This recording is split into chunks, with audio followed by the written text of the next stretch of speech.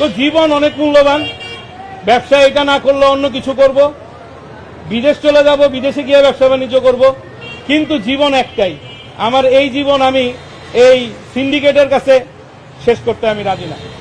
আসসালামু আলাইকুম রহমতুল্লাহ। প্রিয় দর্শক, নবীন ফ্যাশনের মালিক তিনি সংবাদ সম্মেলন করে নিরাপত্তাহীনতার কারণে তিনি দেশ ছেড়ে বিদেশে চলে গিয়েছেন।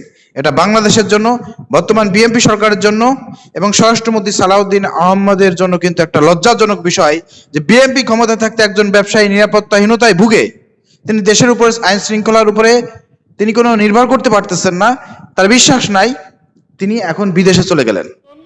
সেই আচরণে আমি আরো ভীতু হয়ে গেছি যে একজন থানার ওসি তিনি যদি এত ভীতু হয়ে যায়, আমি তো সাধারণ মানুষ, আমি কোথায় যাব?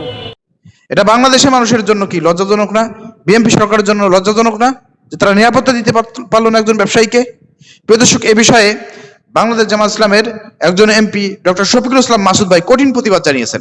চলেন তার সেই ভিডিওটি আমরা দেখে আসি। সংবিধান বিশেষজ্ঞ স্বরাষ্ট্রমন্ত্রীকে এখন বাংলাদেশের মানুষ খুঁজতেছে। আপনি কোথায়?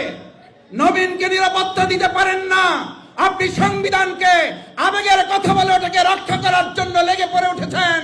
আজকে নবীনকে যদি আমরা সব নিরাপত্তা দিতে ব্যর্থ হই, তারা আগামী দিনে বাংলাদেশে সুস্থ ধারার ব্যবসা পরিচালিত হতে পারে না।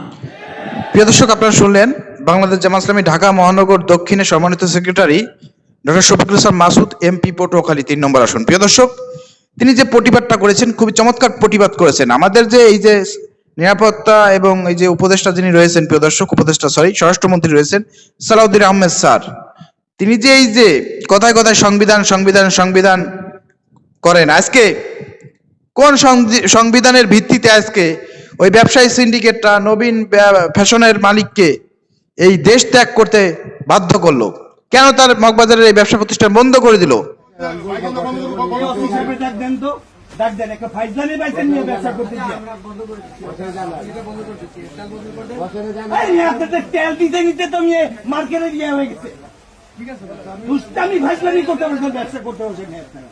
কোন সংবিধানের ভিত্তিতে? এটা আমাদেরকে সালাউদ্দিন আহমেদ স্যারকে দেখাইতে হবে। তিনি তো সংবিধান ছাড়া কোনো কথা বলেন না। কেন ওই হাতিরঝিলের ওসি নবীন ফ্যাশনের মালিককে ফোন দিয়ে বললো, কেন বললো যে আপনি সমঝোতা করে নেন, আপনি টিকতে পারবেন না, আমাকে বদলি করে দেব?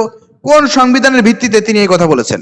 প্রিয় দর্শক, সুখবর হচ্ছে ইতিমধ্যেই কিন্তু হাসানাত আব্দুল্লাহর ইসে কিন্তু মধ্যস্থতা অথবা তার ইসে কিন্তু এই নবীন ফ্যাশনের পাঞ্জাবির দোকান ঈদ উপলক্ষে আরো 15 দিন ঈদ ব্যাপী আপনার খোলা থাকবে। শুধুমাত্র মগবাজারের শাখা বাদে, অফিস বাদে অন্য সব জায়গার শাখা খোলা থাকবে এবং বিশেষ ছাড় দিচ্ছে।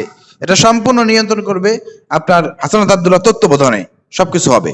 এবং সেখানে অলরেডি কিন্তু ক্রেতাদের ভিড় জমে গিয়েছে এবং অলরেডি কিন্তু এই নবীন ফ্যাশনের নাম কিন্তু সারা বাংলাদেশে ছড়িয়ে পড়েছে।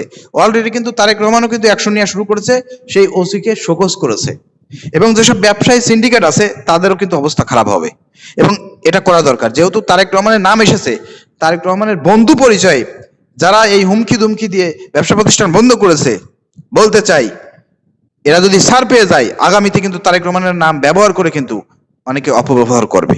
এতে তারেক রহমান কিন্তু ডুববে, তারেক রহমানের নাম নষ্ট হবে। অতএব এখানে যদি জোরালো ভাবে প্রধানমন্ত্রী তারেক রহমান যদি এখানে ব্যবস্থা গ্রহণ করে, নেক্সট তারেক রহমানের নাম ব্যবহার করে কেউ এই ধরনের অপকর্ম করতে পারবে না, এই ধরনের হুমকি দুমকি দিয়ে কোনো ব্যবসা প্রতিষ্ঠান বন্ধ করতে পারবে না। এই জন্য বলবো এদেরকে একটা উচিত শিক্ষা দেন। প্রিয় দর্শক, ভিডিও শেয়ার করে সবাইকে দেখার সুযোগ করে দেন। আসসালামু আলাইকুম রহমতুল্লাহ।